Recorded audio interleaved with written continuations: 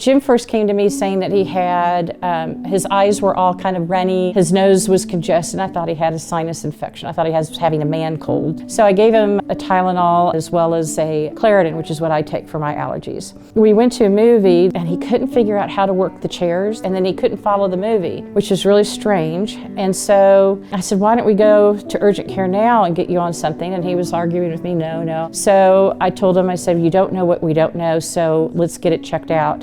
And he said, okay, let's sleep on it. First thing in the morning, we'll go. And he wakes up in the morning and one lip is downturned, leg is shaking, and I'm like, it's a heart attack. So I drove like a crazy woman down to KU ER, and that's when the doctor looked at me and said, it's not his heart. And they took Jim out and they did all his MRIs and CAT scans and everything else, and it ended up being a glioblastoma.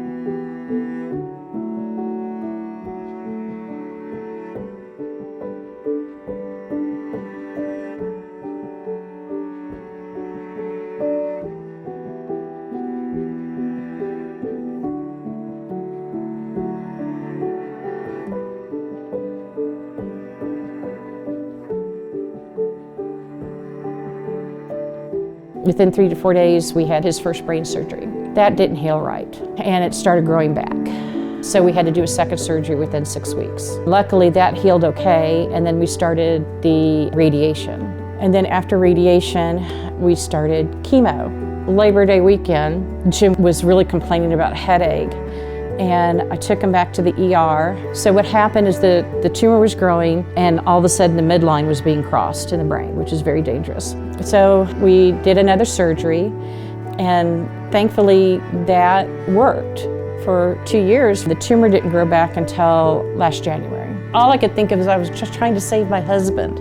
I wasn't thinking about costs or anything at the time. I was just thinking saving Jim. And you know, insurance is great, but then there's huge deductibles.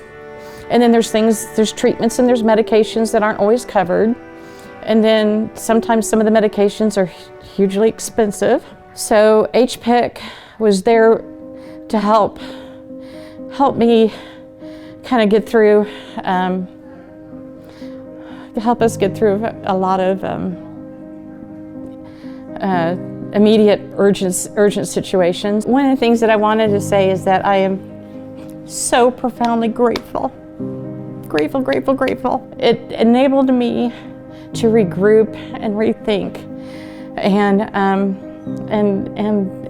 and keep planning, because every step in the stage of the glioblastoma journey involved more new stuff, more things, just more and more. And let alone the challenge of trying to figure out, manage all the bills and all the other things that were occurring. It just was overwhelming. And so what was great is that the office brought food, because I mean the last thing I was thinking is I wasn't eating. Jim was eating. Jim always ate. He would do anything for a cookie. Do anything for anybody for a cookie. That was his deal. People came to the hospital to see him. It was so great. It was so uplifting. The cards and the letters and everything was just wonderful.